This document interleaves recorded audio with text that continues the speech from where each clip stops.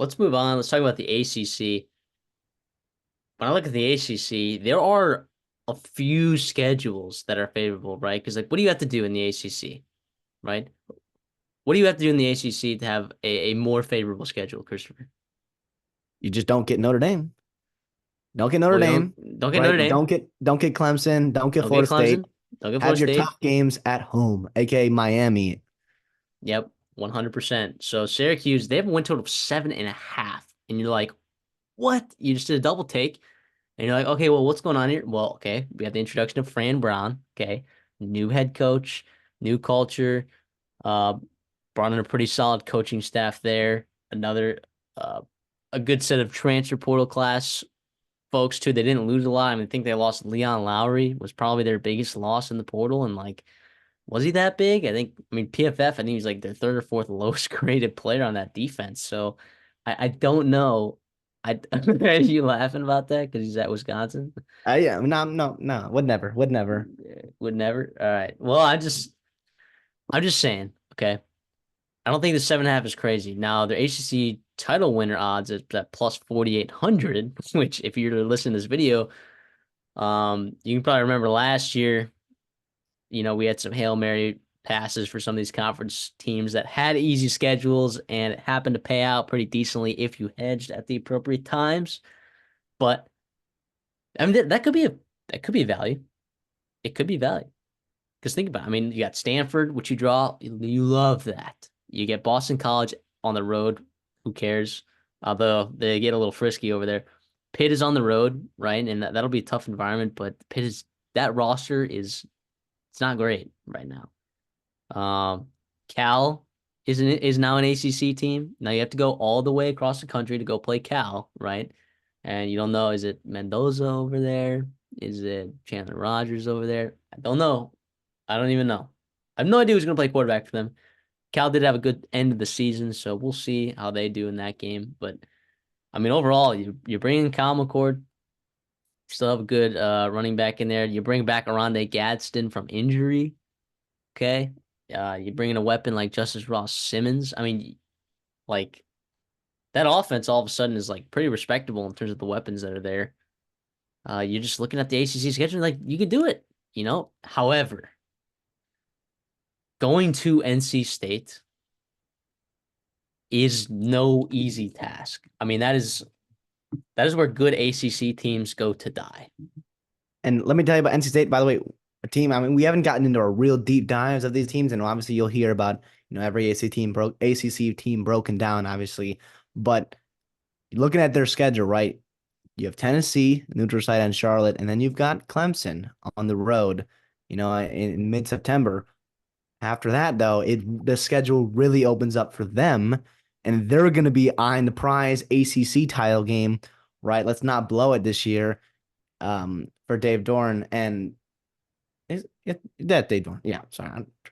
And so this is like a game that they're going to have circled on their schedule that they can't lose, right? And crazy to think that Syracuse is like, the circle schedule, for the ACC teams, but it's the reality of like NC State's going to be in not desperation mode, but just determined mode, right? To not blow their chance to be in the ACC title game, to play for a spot in the playoffs, right? Like that's a realistic outcome for that team this year. And obviously, Syracuse, let's go to them, right? In the middle of October. That's not going to be easy.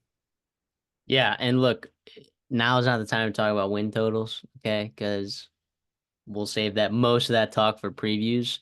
But if this was at 6.5, I would be all over the over. 7.5 though, for me, I mean, yeah, it is an easy schedule relative, um, to maybe some other schedules in the conference, but you still got to play like the amount of games that you still can lose on this schedule is still kind of alarming, right? Ohio Yeah. loses everyone, right? You're not worried about that. UNLV, yeah, I know they had a good season last year and their win total was at 7.5, but I Jaden Mayava was kind of a big loss. I know you like what's his name, Sluker over there, Matthew Luka. Matthew Sluka.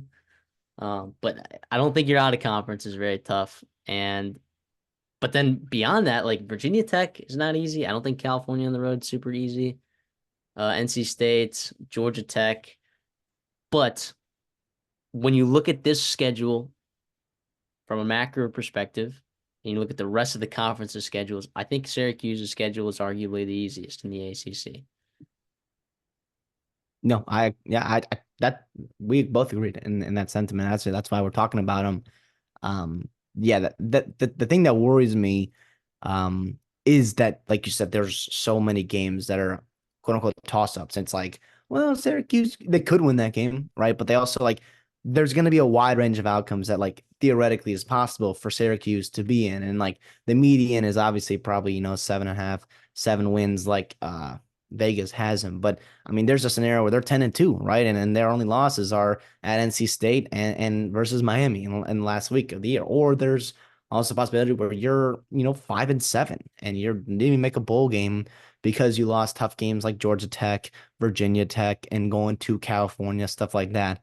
But that's just the reality of a first year coach. But it's also like, it's a blessing to play this kind of schedule in the first year, because at the end of the day, like, winning 6, 7 games, going to a bowl game for Syracuse in year one of Fran Brown is going to do great things for them. And they're already paying off recruiting wise, but even more so, just being able to continue that momentum into the fall and then obviously into that next cycle into 2026. So, in 2026 class, I'm sorry, recruiting class. So obviously that's important. And it's a nice little gift for Fran Brown and Syracuse fans. Plus 4,800. It is. It, It might be a little bit too sneaky for me. Like, can something be too sneaky? if it, I think some things can be too I sneaky. think it's a little too It's good to so be sneaky that true. it's like it's too obvious. It's Yeah, like I think it's that like Virginia oh Tech game. they're like dangling this thing in front of you. You're like that there's theoretical value there, but it's like are there going to be like 48 other times in my life that I'm going to take something at plus 4,800? Maybe.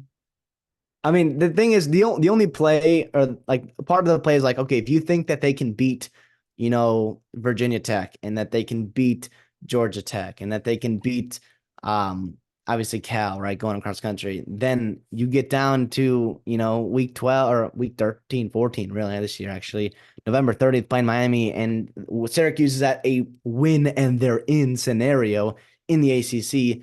Then you can hedge, for a couple weeks if they beat Miami somehow and then and whatnot. So you kind of maneuver with that, but I don't know. I don't.